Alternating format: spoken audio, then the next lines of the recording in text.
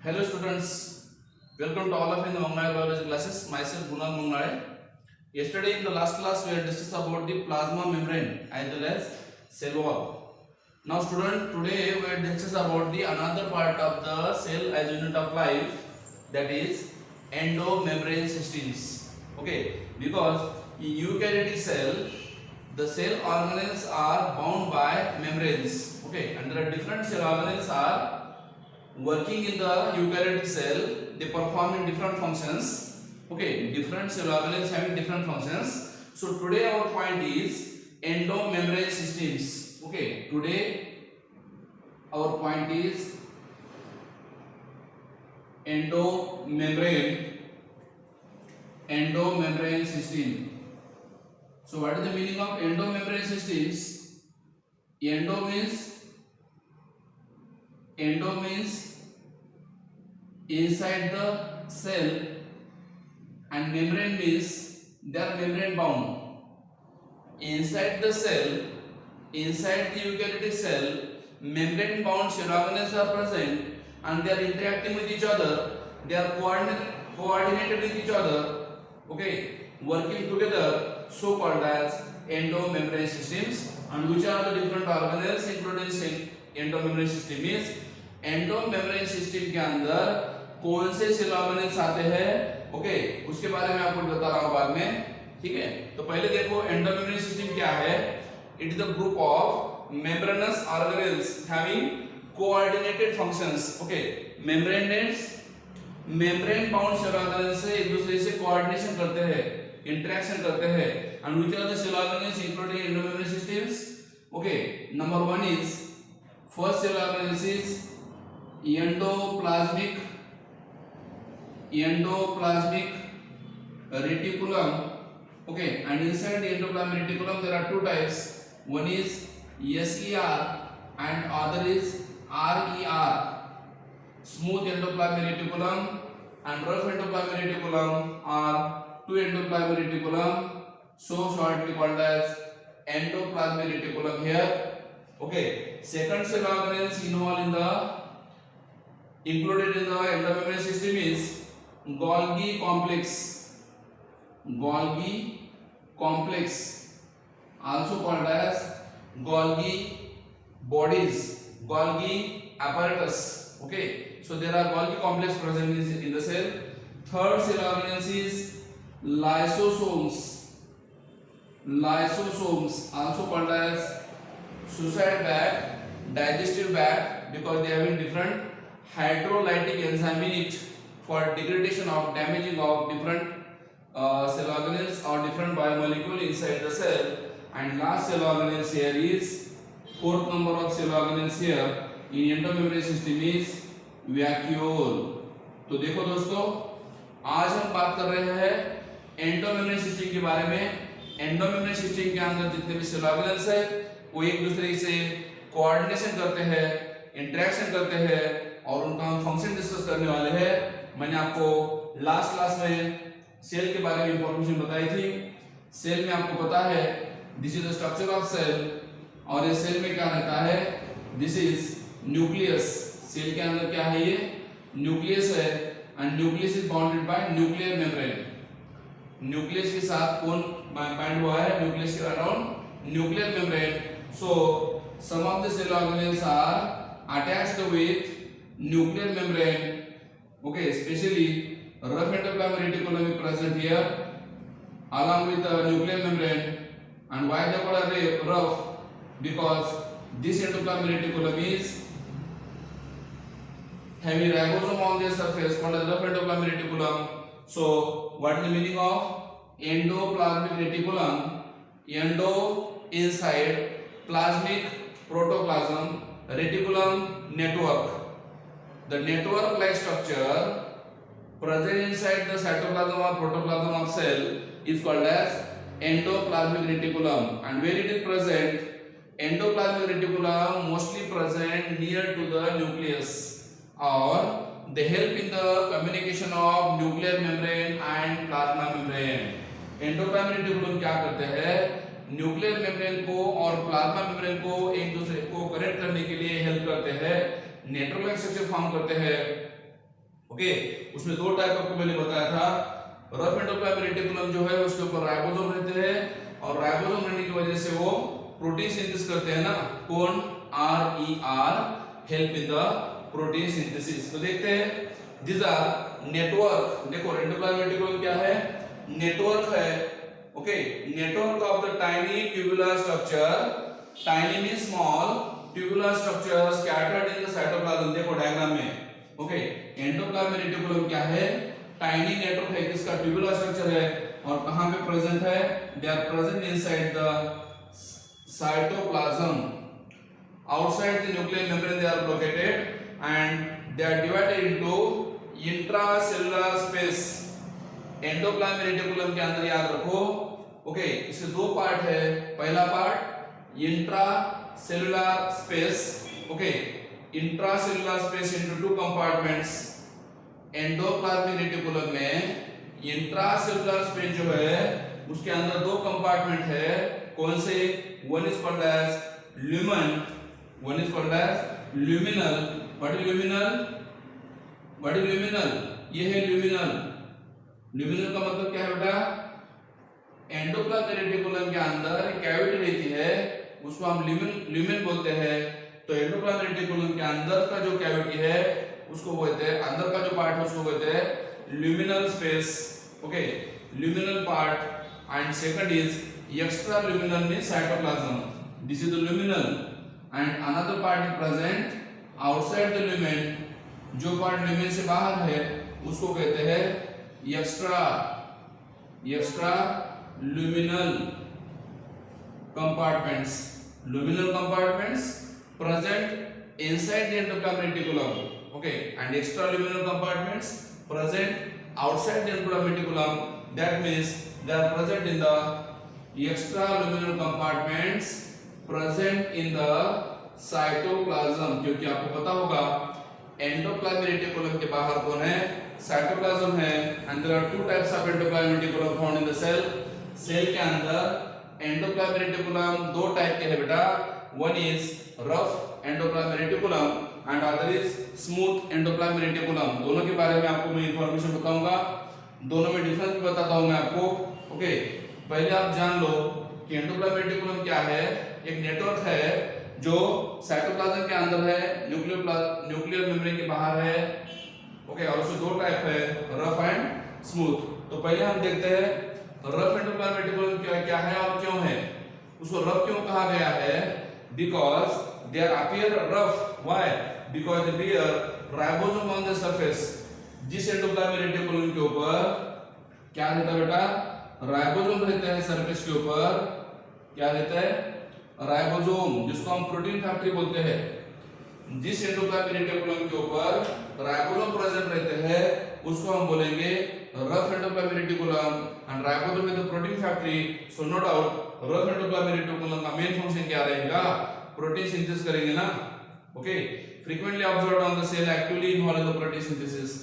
Rough endoplasmic reticulum क्या करते हैं, प्रोटीन सिंथेसिस के लिए इन्वॉल्व होते हैं, okay. They are in tissue in the continuous with the outer membrane of nucleus। मैंने आपको बोला था रफ एंडोप्लाज्मिक रेटिकुलम क्या है, extension of nuclear membrane, nuclear membrane के साथ अटैच होते हैं कौन, rough endoplasmic reticulum help in the synthesis of protein, they also help in the secretion, and they are extensive and continuous with the outer membrane of nucleus or called as nuclear membrane। Nuclear membrane दो है, inner membrane और outer membrane. तो nucleus का जो outer membrane है उसके साथ attach होते हैं कौन, रफ एंडोप्लाज्मिक रेटिकुलम, ओके, जो सरफेस के ऊपर रहते हैं एंडोप्लाज्मिक रेटिकुलम, ओके, तो उसको रफ बोलते हैं। और स्मूथ एंडोप्लाज्मिक रेटिकुलम जो है, smooth endoplasmic reticulum is generally present towards the plasma membrane. Smooth endoplasmic reticulums generally located toward the plasma membrane and they are having no ribosome on the surface। Smooth endoplasmic reticulum के ऊपर ribosome absent है, okay, and major part of the site of the, तो smooth endoplasmic reticulum क्या करेंगे, this is called as smooth endoplasmic reticulum, and what is their function is they help in the synthesis of lipids, they help in the synthesis of steroid hormones. Lipid synthesis के लिए help करते हैं animal cell में lipid like steroid hormone produce करते हैं। Animal cell में lipid like steroid hormone produce करते हैं। ओके, हार्मोन का टाइप है steroid hormones and also help in the okay, they are also help in the synthesis of lipid or lipid like steroid hormones in the animal cells. Okay, then so this is about the function of what smooth endoplasmic reticulum and rough endoplasmic reticulum present inside the cell, and major part of the synthesis of lipids who smooth endoplasmic reticulum is the site of synthesis of lipid and the steroid hormones. Smooth endoplasmic reticulum is also called as agranular endoplasmic reticulum. Smooth endoplasmic reticulum is also called as agranular endoplasmic reticulum, and they are engaged in the synthesis of storage of glycogen, fat and sterols. Agranular endoplasmic reticulum help in the synthesis of what? Lipids, then storage of glycogens as well as fats and sterols also they produces. Smooth endoplasmic reticulum perform in this function, and rough endoplasmic reticulum is also called as granular endoplasmic reticulum बोलते हैं किसको? rough endoplasmic reticulum को, क्योंकि उसके ऊपर ribosome है, under ribosomes are appear as granules, इसलिए उसको कहते हैं granular endoplasmic reticulum, and they are composed of cisternae, vesicle and tubules. rough endoplasmic reticulum के अंदर क्या है? तीन कंपोनेंट्स है। कौन कौन से? सिस्टर्नी एक है, वेसिकल दो है और ट्यूब्यूल तीन है। तो दोनों में फर्क क्या है फिर? What is the difference between the ACR and RER? पहला फंक्शन आपको बताया मैंने, ACR does not have ribosome, ACR के ऊपर राइबोसोम नहीं है, RER have ribosome on this surface, पहला फंक्शन। सेकंड फंक्शन मैंने बोला आपको, एसीआर के अंदर क्या है? वेसिकल एंड ट्यूब्यूल्स है। ओके, कहां पे? एसीआर के अंदर वेसिकल एंड ट्यूब्यूल है, मगर आरईआर के अंदर क्या है? RER consist of what? Cisternae and few tubules. RER के अंदर क्या है? सिस्टर्नी है और कुछ ट्यूब्यूल है। दो फंक्शन बताया। Third difference is SER help in the synthesis of lipid and steroid hormones. Okay, glycogen, lipid, steroid hormone produce करते हैं कौन? SER, and RER help in the synthesis of proteins and other enzymes also. Okay, third difference. Fourth difference is SER is peripheral and may be connected to the plasma membranes. SER peripheral रहते हैं, बाहर रहते हैं और plasma membrane को connect करते हैं, and RER generally towards centre, they are connected to the what? Nuclear membrane, deeper रहते हैं, deeper inside the cytoplasm, and they are attached with the nuclear membranes and nuclear node, and on the surface of SER riboflavin are absent. Riboflavin absent है कहां पे? ACR के ऊपर, और RER के ऊपर राइबोफ्लोरिन प्रेजेंट है, and they develop from ACR may be develop from RER। मतलब क्या है? रफ एंडोप्लाज्मिक रेटिकुलम के ऊपर क्या राइबोसोम चले जाते हैं तो क्या बनता है? ACR बनता है। That means ACR may be developed from RER, but RER developed from the nuclear envelope। RER को कौन प्रोड्यूस करता है? न्यूक्लियर एनवेलप प्रोड्यूस करता है। So this is about the characteristic of endoplasmic reticulum. Endoplasmic reticulum खत्म हो चुका है। सेकंड सेल ऑर्गेनिज्म आपको पढ़ रहा हूं, दैट इज गोल्गी कॉम्प्लेक्स या Golgi apparatus। Golgi complex second cell organism present inside the eukaryotic cell. They are also densely stained, मतलब इसका कलर डेंस रहता है, ओके, डार्क रहता है। Reticular structure near the nucleus, nucleus के बाजू में रहता है ना। कौन? Golgi complex is densely stained and present near to the nucleus, nucleus के बाजू में रहता है, present near to nucleus and observed by Camillo Golgi. Camillo Golgi is the name of scientist जिसने डिस्कवर किया है ये 1898 में डिस्कवर किया है क्या? गोल्गी कॉम्प्लेक्स का structure, and they are consist of fats, dish shaped sacs. Okay, उसके अंदर क्या रहता है? फैट है, डिश शेप्ड सैक है, उसके अंदर सिस्टर्नी भी प्रेजेंट है। Okay, cisternae also present 0.5 to 1 micron in diameter, and they are stacked parallel to each other। मतलब इसका स्ट्रक्चर अगर आप देखते हो तो ऐसा स्ट्रक्चर रहता है। Okay, this is the structure, okay, of Golgi complex. and they are also forming what? Vesicles and other parts, and they have two parts, that is cis phase, okay, and in opposite to cis phase there is the trans phase. This is the trans phase. ऐसे दो part रहते हैं किसमें? Golgi complex के अंदर दो face है, cis and trans, and they are stacked parallel to each other. Cisternae are concentrically arranged. ये जो सिस्टर्नी है एक दूसरे के ऊपर क्या होते हैं? कॉन्सेंट्रिकली अरेंज होते हैं. कौन? सिस्टर्नी मतलब पैरेलल सैप है ना, ये कॉन्सेंट्रिकली अरेंज होते हैं, एक दूसरे के ऊपर सर्कुलर स्ट्रक्चर फॉर्म करते हैं. Okay, and they form convex end called as cis. Okay, this convex end is called as cis, and other end or cis end is also called as convex end or forming phase. क्या बोलते हैं? forming phase बोलते हैं किसको? cis phase is called as convex end और forming phase भी बोलते हैं. और उसके अपोजिट दूसरा जो फेस है trans phase, that is maturing phase. इसको क्या बोलते हैं? maturing phase बोलते हैं. okay, this is called as trans phase, also called as maturing phase. तो होता क्या है, इसके अंदर कुछ मॉलिक्यूल जाके पैकेज करते हैं. मैंने आपको बोला था जस्ट अभी, जब रफ एंडोप्लाज्मिक रेटिकुलम के अंदर, देखो रफ एंडोप्लाज्मिक रेटिकुलम के अंदर प्रोटीन सिंथेसिस होता है, then that protein enter in the Golgi complex. Rough endoplasmic reticulum के अंदर जो प्रोटीन बनता है वो कहां जाता है? गोल्गी कॉम्प्लेक्स में जाता है, और वहां पे जाके उसमें मॉडिफिकेशन होता है, उसका पैकेजिंग होता है, उसका प्रोटीन का मतलब जो भी बायोमोलिक्यूल्स एंडोप्लाज्मिक रेटिकुलम के अंदर फॉर्म होते हैं उसके ऊपर प्रोसेसिंग होती है. कहां पे? गोल्गी कॉम्प्लेक्स के अंदर. And cis and trans face are totally different in but interconnected. देखो सिस फेस और ट्रांस फेस एकदम अपोजिट है, मगर दोनों को जोड़ा गया है, इंटरकनेक्शन किया गया है दोनों के अंदर. किसके अंदर? सिस फेस के और ट्रांस फेस के अंदर इंटरकनेक्शन किया गया है, जंक्शन किया गया है. और फंक्शन क्या है गोल्गी apparatus के?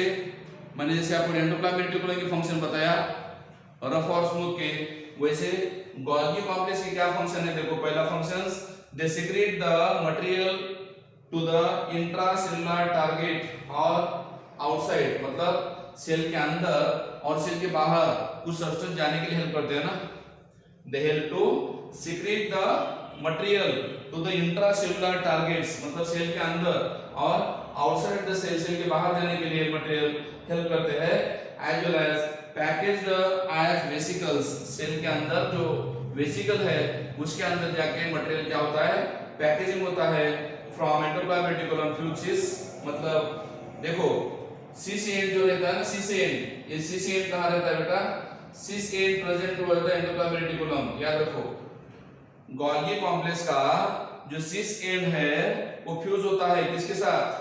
Okay, they are fuse with endoplasmic reticulum cis face and move toward the trans face. मतलब एंडोप्लाज्मिक रेटिकुलम से सिस फेस में से मॉलिक्यूल एंट्री करते हैं और ट्रांस फेस में से बाहर निकलते हैं ना. इसका मतलब एंडोप्लाज्मिक रेटिकुलम से आए हुए बायोमोलिक्यूल्स सिस फेस में से एंट्री करते हैं और उसके ऊपर प्रोसेसिंग होती है, पैकेजिंग होती है, और बायोमोलिक्यूल ट्रांस फेस से मॉडिफाई होकर बाहर जाते हैं ना. इसीलिए याद रखो endoplasmic reticulums and Golgi complex are remain associated with each other. इसलिए फिर एंडोप्लाज्मिक रेटिकुलम के अंदर जो बायोमोलिक्यूल बनते हैं वो गोल्गी कॉम्प्लेक्स के अंदर जाते हैं, मॉडिफाई होते हैं. इसलिए दोनों एक दूसरे के पास है, एसोसिएशन है दोनों का. इसलिए उनको बोला गया एंडोप्लाज्मिक सिस्टम, क्योंकि एंडोप्लाज्मिक रेटिकुलम का और गोल्गी कॉम्प्लेक्स का दोनों का एक दूसरे से रिलेशन है ना, इसलिए एंडोप्लाज्मिक सिस्टम में आते हैं. प्रोटीन सिंथेसिस बाय राइबोसोम्स, मैंने बोला आपको आरईआर में क्या होता है? रफ एंडोप्लाज्मिक रेटिकुलम में क्या होता है? प्रोटीन सिंथेसिस होता है. तो जो प्रोटीन सिंथेसिस होता है राइबोसोम के अंदर, एंडोप्लाज्मिक रेटिकुलम के अंदर, वो मॉडिफाई करते हैं कौन? Cisternae of Golgi apparatus, and before they are released to the trans face, फिर वो प्रोटीन मॉडिफाई होके, देखो सिस फेस से क्या आता है? प्रोटीन आता है, और प्रोटीन आने के बाद ये प्रोटीन बाहर निकलता है ट्रांस फेस से. कैसे? मॉडिफाई होके. ओके, यहाँ से सिंपल प्रोटीन आता है, यहाँ पे मॉडिफाइड प्रोटीन के फॉर्म में बाहर निकल जाता है प्रोटीन। तो ये भी काम करता है कौन? गोल्गी कॉम्प्लेक्स, प्रोटीन को मॉडिफाई करने के लिए हेल्प करता है। Third, the formation of glycoprotein and glycolipid, this is very very important points. Golgi complex help in the formation of glycoproteins and glycolipids. Basically, you know that glycoprotein and glycolipids are help in the formation of cell membranes. Cell membrane formation के लिए help करते हैं। तो इसीलिए आपको मैंने बोला modify होने का स्ट्रक्चर है, गोल्गी कॉम्प्लेक्स का स्ट्रक्चर है। ओके, ऑर्गेनाइज करते हैं। और मैंने आपको बोला था ये फंक्शन है किसके? गोल्गी कॉम्प्लेक्स के। इंट्रासेलुलर टारगेट करते हैं, सेल के अंदर जो टारगेट्स है, मटेरियल से पैकेज करते हैं। ओके, कुछ मटेरियल को आउटसाइड सीक्रेट करते हैं सेल के बाहर। ओके, तो ये पूरे गोल्गी कॉम्प्लेक्स। और Golgi bodies are originate from the endoplasmic reticulum, this is very important point. Golgi bodies are originate from the endoplasmic reticulum, मतलब एंडोप्लाज्मिक रेटिकुलम से ओरिजिन होता है उसका। And they are also called as lipochondrions. Okay, lipochondrion और dictyosomes, उसको क्या बोलते हैं? लाइपोकॉन्ड्रियन बोलते हैं या डिप्टियोसोम बोलते हैं। स्पेशली जो इन्वर्टिब्रेट्स है और जो प्लांट सेल्स है उसके अंदर गोल्गी कॉम्प्लेक्स को क्या बोलते हैं? डिप्टियोसोम बोलते हैं। और एक बार रिपीट कर रहा हूं, इन्वर्टिब्रेट में और प्लांट सेल में गोल्गी कॉम्प्लेक्स को क्या बोलते हैं? डिप्टियोसोम बोलते हैं। Okay, they are absent in the prokaryotic cell. Mature RBC के अंदर एब्सेंट है, प्रोकैरियोटिक सेल के अंदर एब्सेंट है। ओके, स्पर्म के अंदर भी एब्सेंट है कौन? Golgi complex. And they found at the large number of secretary and glandular cells. Secretion करने वाले जो सेल है, जो ग्लैंडुलर सेल है, सीक्रेट करने वाले ग्लैंड्स, उसके अंदर गोल्गी कॉम्प्लेक्स ज्यादा रहता है। And macromolecules which are sent outside the body, तो सेल के अंदर के जो मैक्रोमोलिक्यूल्स है उनको बाहर भेजने के लिए हेल्प करते हैं। And that's why they are termed as director, they are termed as director of macromolecular traffic in the cell. और एक बार रिपीट कर रहा हूं, director of macromolecules, okay, traffic in the cell, मतलब सेल के अंदर जो मैक्रोमोलिक्यूल है उसको डायरेक्शन देते हैं, सेल के बाहर निकालने के लिए हेल्प करते हैं। और also called as middle man of cell, उसको और एक नाम दिया गया है, they are also called as middle man of cell भी कहते हैं किसको? गोल्गी कॉम्प्लेक्स को। सो मैंने आपको बोला पहले कि गोल्गी कॉम्प्लेक्स के अंदर और क्या है? 4 कंपोनेंट्स है। कौन से है? जो एंडोप्लाज्मिक रेटिकुलम के अंदर थे वो बहुत से है। कौन? सिस्टर्नी है, वेसिकल है, वैक्यूल है और ट्यूब्यूल है ना। ओके, जो एंडोप्लाज्मिक रेटिकुलम के अंदर मैंने बोला था आपको सिस्टर्नी रहते हैं, वहां पे भी ट्यूब्यूल रहते हैं और वहां पे भी वेसिकल थे, मगर यहाँ पे वैक्यूल भी प्रेजेंट रहते हैं। कहां पे? लाइसोसोम के अंदर। ठीक है, so this is about the Golgi complex. Now next is lysosomes. Third cell organism called as lysosome. याद रखो मैंने क्या बोला था, एंडोप्लाज्मिक रेटिकुलम से गोल्गी कॉम्प्लेक्स आता है। अभी गोल्गी कॉम्प्लेक्स से क्या आता है पता है? लाइसोसोम आता है, मतलब एक दूसरे से बनते हैं ना। देखो, न्यूक्लियर मेम्ब्रेन से क्या बना था? रफ एंडोप्लाज्मिक रेटिकुलम बना था, राइट? रफ एंडोप्लाज्मिक रेटिकुलम से स्मूथ एंडोप्लाज्मिक रेटिकुलम बना था, स्मूथ एंडोप्लाज्मिक बाद में एंडोप्लाज्मिक रेटिकुलम से क्या बना था? गोल्गी कॉम्प्लेक्स बना था। अभी गोल्गी कॉम्प्लेक्स से क्या बनता है? प्राइमरी लाइसोसोम बनते हैं, मतलब lysosome also originate from the Golgi complex. तो लाइसोसोम क्या है?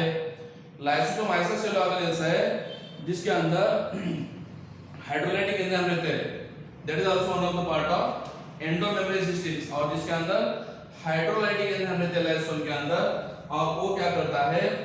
अलग-अलग बायोमोलिक्यूल को ब्रेक डाउन करने के लिए, सेल को ब्रेक डाउन करने के लिए हेल्प करता है। कौन? लाइसोसोम्स। उसी को हम सुसाइड बैग या फिर डाइजेस्टिव बैग भी कहते हैं। Okay, remember lysosome is single membrane bound cell organelles in the structure and they are process of packaging in Golgi apparatus। क्या करते हैं ये? वेसिकुलर स्ट्रक्चर फॉर्म होता है इसके अंदर, वेसिकुलर स्ट्रक्चर फॉर्म होता है and that structure help in the processing and packaging of the Golgi apparatus। Golgi apparatus के अंदर जो मटेरियल बना था ना, उसके ऊपर प्रोसेसिंग करने के लिए, पैकेजिंग करने के लिए हेल्प करते हैं। and they are lysosomal vesicle contain almost all types of hydrolytic enzyme, very important. Okay, hydrolytic enzyme form होते हैं। For example hydrolases, lipases. Hydrolases का मतलब जो हाइड्रोलाइज करता है, वाटर अंदर डाल के ब्रेक करता है, उसको हाइड्रोलाइज कहते हैं, hydrolases. Then lipases, then hydrolytic enzyme form होते हैं प्रोटीएजेस, प्रोटीन को ब्रेक डाउन करने वाला, लाइपेजेस लिपिड को ब्रेक डाउन करने वाला, कार्बोहाइड्रेट्स कार्बोहाइड्रेट को ब्रेक डाउन करने वाला, and they are active at acidic pH. याद रखो, very very important point. Lysosomes are actively work in the acidic pH and they digest the carbohydrate, protein, lipid and nucleic acids. क्या करते हैं ये? Digestion करते हैं किसका? कार्बोहाइड्रेट का, प्रोटीन का, लिपिड का और न्यूक्लिक एसिड का. सो ये है फंक्शन किसका? लाइसोसोम का. उसी के साथ lysosome is also called as vesicular structure, help in the packaging of Golgi apparatus. Okay, Golgi apparatus के अंदर. और याद रखो यहाँ पे pH कितना रहता है? 4.5 रहता है. ओके, कितना है pH? 4.5, मतलब एसिडिक है, वो pH में काम करते हैं. Okay, and that's why they have different enzymes so called as suicide bag, also called as recycling centres. उसको हम सुसाइड बैग कहते हैं, उसी को हम रिसाइक्लिंग सेंटर भी कहते हैं, डिस्पोजल बैग भी कहते हैं, डाइजेस्टिव बैग भी कहते हैं. किसको? लाइसोसोम को. Okay, formation of lysosome collectively form Golgi body. मैंने आपको बोला था लाइसोसोम का फॉर्मेशन कौन कर रहा है? Golgi body and endoplasmic reticulum करते हैं. Okay, and they are phagocytic in nature. What is the meaning of phagocytic? Lysosome क्या करते हैं? जो भी कुछ मटेरियल सेल के अंदर आता है ना, उसको इनगल्फ करते हैं कौन? लाइसोसोम्स. और अंदर लेने के बाद उसको डाइजेशन करते हैं, उसका ब्रेक डाउन करते हैं. That's why lysosomes are generally phagocytic in nature. Okay, phagocytic and WBC, Kupffer cell, pancreatic cell, liver cell and fungi, ये सभी सेल में phagocytic नेचर करता है कौन? Lysosomes. Okay, and they are in bacteria the space in the between the cell wall and cell membrane, lysosomes are periplasmic space present. Bacteria में वैसे lysosome नहीं है, मगर लाइसोसोम लाइक स्ट्रक्चर है ना, सेल मेम्ब्रेन से related. Okay, and they are arise from the system of GERL, Golgi associated endocardial reticulums. Lysosome arise from GERL means Golgi associated endocardial reticulum से आता है ये. ओके, कौन? लाइसोसोम्स आता है और उसके अंदर पॉलीमॉर्फ स्ट्रक्चर है. पॉलीमॉर्फ का मतलब they change their morphology. Lysosome का बेसिक नेचर क्या है? They are polymorph. What is the meaning of polymorph? They change their morphology. Okay, तो उसकी वजह से उसके मॉर्फोलॉजिकल चेंज होते हैं और उसको हम प्राइमरी लाइसोसोम बोलते हैं. Primary lysosome is also called as protolysosomes. Okay, protolysosome बोलते हैं. वो स्टोरेज करते हैं ग्रैन्यूल्स वगैरह. हाइड्रोलिसिस एंजाइम उसके अंदर प्रेजेंट है. ओके, बाद में प्राइमरी लाइसोसोम क्या करते हैं? फिर उसके अंदर हाइड्रोलाइसिस एंजाइम है. Okay, in the inactive form में रहते हैं. उसके बाद सेकेंडरी लाइसोसोम प्रेजेंट है. Second type of lysosome is called as secondary lysosome also present. And what is the function of secondary lysosome is? Okay, they fuse with the other vacuoles, spinosomes, phagosomes, and they contain active enzymes called as heterophagosomes and digestive vacuole and phagolysosomes. और last residual bodies, lysosome के अंदर कुछ residual body भी रहते हैं, उसको tertiary lysosome बोलते हैं. lysosome के अंदर जो residual body है उसको हम टर्सरी लाइसोसोम बोलते हैं. Okay, they are only indigestible food material have been left and secondary lysosome and undigested food called residual bodies. Okay, and अंदर जो फूड मटेरियल डाइजेस्ट होता है लाइसोसोम के अंदर, वो बाहर फेंक देता है and that is called as exocytosis. Exo means outside and cytosis means cell. Cell के अंदर कुछ मटेरियल जो अनवांटेड है उसको अनडाइजेस्ट फूड मटेरियल को क्या करता है? बाहर फेंक देता है. And last one is autophagic vacuole भी प्रेजेंट है. ओके, जिसके अंदर क्या होता है? ऑटोफैगिक वैक्यूल होने की वजह से फ्यूजन होता है number of primary lysosomes around one out degenerating into cell organelles and disease cells. जो खराब हुए सेल के अंदर सेल ऑर्गेनेल्स, उसको सुसाइड बैग के फॉर्म में, सुसाइड बैग के फॉर्म में या हाइड्रोलाइटिक बैग के फॉर्म में, डाइजेस्टिव बैग के फॉर्म में क्या करता है? ब्रेक डाउन जिस सेल ऑर्गेनेल्स का हुआ है.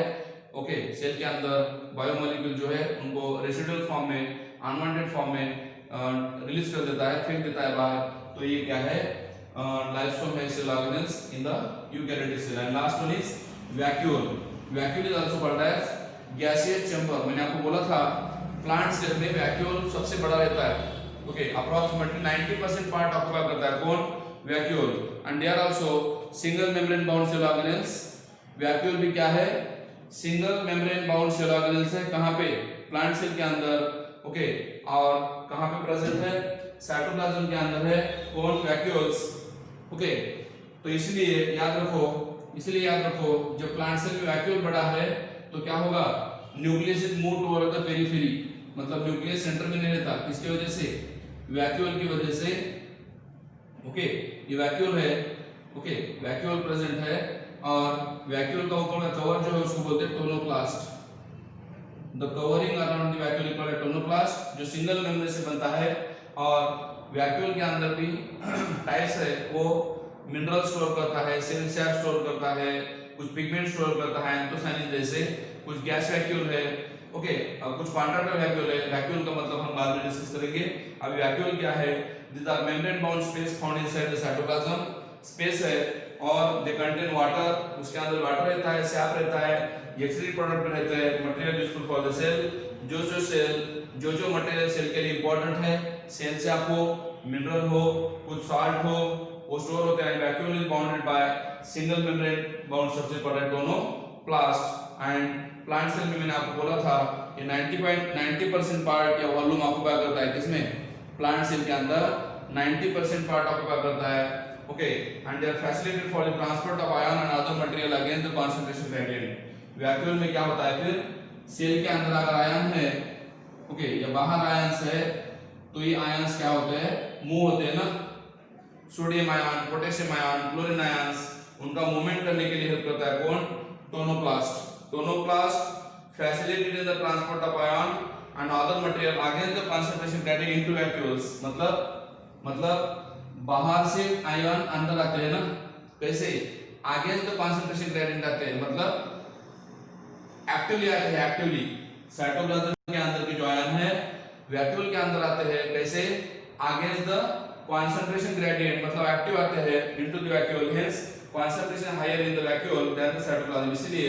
इसलिए आयन का कंसंट्रेशन क्या है, आयन का कंसंट्रेशन कैसा है, हाई है, कहां पे, वैक्यूल के अंदर as compare to cytoplasm, okay, क्योंकि ऑलरेडी हाई कंसंट्रेशन आयन का वैक्यूल के अंदर है और साइटोप्लाज्म के अंदर कम है, तो आयन बाहर से अंदर कैसे आएंगे, बाय यूजिंग एनर्जी आएंगे, या आगे तो कंसंट्रेशन ग्रेडियंट आएंगे ना, क्योंकि अंदर ज्यादा है और बाहर कम है, तो उसको एनर्जी लगती है आने के लिए, उसको कहते हैं अगेंस्ट द कंसंट्रेशन ग्रेडियंट। इसलिए वैक्यूल के अंदर आयन का कंसंट्रेशन ज्यादा है, okay.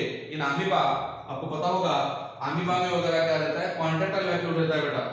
In amoeba the vacuole is called as contractile vacuoles, क्यों, क्योंकि उसका कॉन्ट्रैक्शन होता है, और कॉन्ट्रैक्टाइल वैक्यूल की वजह से क्या होता है, ये अमीबा है जहां पे कॉन्ट्रैक्टाइल वैक्यूल रहता है, and that contractile vacuole help in the excretion, removal of waste, कहां पे, अमीबा में, हेल्प इन द एक्सक्रीशन, कहां पे, अमीबा में बोल रहा हूं।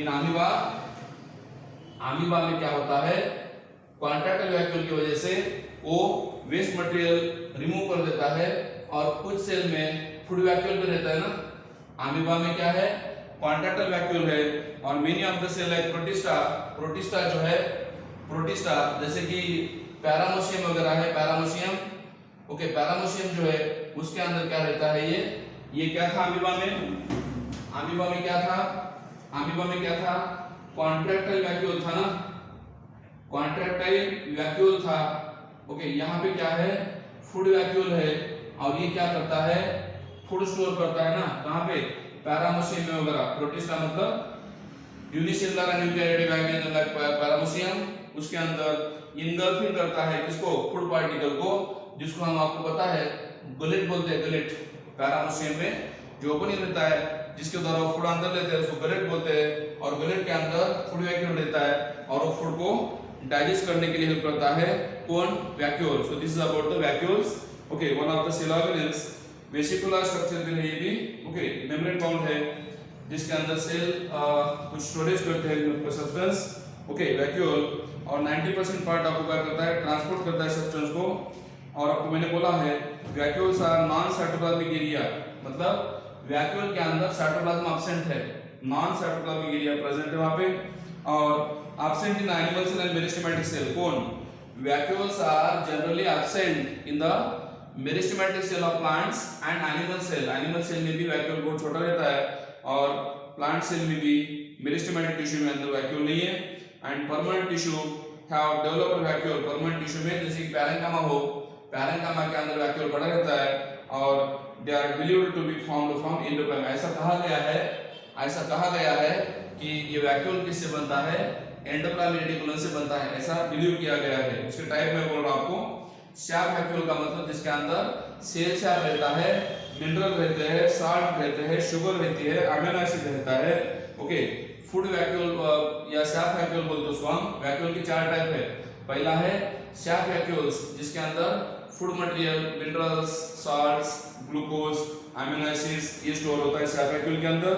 उसी के साथ शैप वैक्यूल के अंदर ईस्टर भी रहता है। और सबसे इंपॉर्टेंट बात मैं बताने जा रहा हूं, शैप वैक्यूल के अंदर क्या रहता है? एंथोसायनिन नाम का पिगमेंट रहता है। इसके ऊपर नीट में क्वेश्चन आया था। Anthocyanin is the coloured pigment found in which cell organelles. तो याद रखिए, वो क्लोरोप्लास्ट में नहीं बनता, वो प्लास्टिड में नहीं बनता, तो कहां पे बनता है? वैक्यूल के अंदर बनता है। कौन पिगमेंट? कौन सा? एंथोसायनिन एंड एंथोजैंथिन्स, ये 2 पिगमेंट है। ओके, एंथोसायनिन और एंथोजैंथिन। कॉन्ट्रैक्टाइल वैक्यूल मैंने आपको बोला अभी जस्ट प्रोटिस्टा में। और कुछ ऑल्गी भी रहते हैं जिसका कॉन्ट्रैक्शन होने की वजह से क्या होता है? कोलैप्सिबल मेम्ब्रेन जो है, जो अंदर से ऑस्मोरेगुलेशन और एक्सक्रीशन करने के लिए करते हैं। अमीबा में और कुछ ऑल्गी में ये कॉन्ट्रैक्टाइल वैक्यूल क्या करते हैं? एक्सक्रीशन एंड ऑस्मोरेगुलेशन के लिए हेल्प करते हैं। ओके, फूड वैक्यूल जो है मैंने आपको बोला फैगोसोम रहते हैं उसके अंदर, और स्पॉन्जेस में, प्रोटोजोआ में, सिलिंड्रेटा में जो फैगोसाइटिक सेल है जो फूड लेने के लिए डाइजेस्टिव एंजाइम यूज करते हैं। डाइजेस्टिव मटेरियल उसके अंदर रहता है। फूड वैक्यूल के अंदर क्या रहता है? डाइजेस्टिव एंजाइम रहता है जो फूड लेने के बाद उसको डाइजेशन करते हैं। और लास्ट में आपको बता रहा हूं gas vacuoles. Gas vacuoles are generally also called air vacuoles and they are present in the prokaryotic cell. Gas vacuole generally prokaryotic cell में रहते हैं और वो सेल को ब्योयांसी के लिए हेल्प करते हैं। ब्योयांसी मतलब पानी के ऊपर तैरने के लिए हेल्प करते हैं, स्विमिंग करने के लिए हेल्प करते हैं प्रोकैरियोट में। और मैकेनिकल स्ट्रेंथ भी देते हैं, प्रोटेक्शन भी देते हैं हार्मफुल रेडिएशन से। हार्मफुल रेडिएशन जब गिरते हैं ना कहां पे? सेल के ऊपर, तो उस रेडिएशन से बचाता है कौन? Gas vacuole. तो इस तरीके से मैंने आपको एंडोमेम्ब्रेन सिस्टम के अंदर जो 4 सेल ऑर्गेनेल्स थे, endoplasmic reticulum, Golgi complex, lysosome और वैक्यूल, ये चारों के बारे में इंफॉर्मेशन दे दी है। Thank you, have a good day to all. Membranous organelles, of which the endoplasmic reticulum, Golgi apparatus, lysosomes, and vacuoles are referred to as an endomembrane system because their functions are coordinated. The endoplasmic reticulum, or ER, for instance, synthesizes, processes, and transports proteins and lipids to the other organelles, as well as metabolizes carbohydrates in liver cells and detoxifies drugs present in the body. Microscopic studies reveal that the endoplasmic reticulum occurs as a network or reticulum of tiny tubular structures dividing the intracellular space into 2 distinct compartments. The luminal compartment, which consists of the space within the folds of the endoplasmic reticulum, and the extraluminal compartment, which consists of the cytoplasm that lies outside the folds. There are 2 types of endoplasmic reticulum: rough endoplasmic reticulum, or RER, and smooth endoplasmic reticulum, or SER.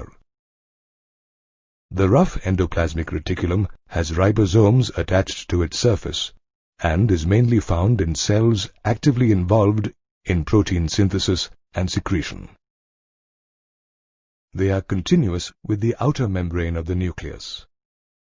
The smooth endoplasmic reticulum, on the other hand, is devoid of ribosomes and hence appears smooth.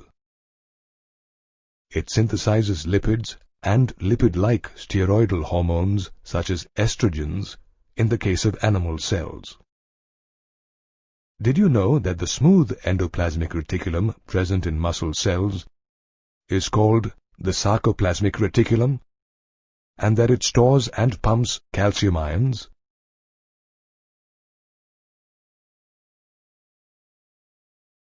Apart from the endoplasmic reticulum, the endomembrane system also consists of the Golgi apparatus. Named after Camillo Golgi, it consists of a series of flat, disc-shaped sacs or cisternae stacked one above the other. Each cisterna measures 0.5 to 1 micron in diameter, and their number may vary in each Golgi apparatus. The cisternae, concentrically arranged near the nucleus, have two distinct faces: the convex-shaped cis, or the forming face that faces the nuclear envelope, and the concave-shaped trans, or the maturing face that lies opposite the nuclear envelope. Though both the cis face and the trans face are interconnected, they are different. For instance, the cis face has a thin membrane, whereas the membrane of the trans face is thick. In a cell, the Golgi apparatus acts as a packaging and forwarding center. For instance, vesicles containing proteins synthesized by the ribosomes of the rough endoplasmic reticulum get pinched off the surface of the rough endoplasmic reticulum and fuse with the cis face of the Golgi apparatus. Here they are modified in the cisternae before they are released from the trans face. This explains why the Golgi apparatus remains closely associated with the endoplasmic reticulum.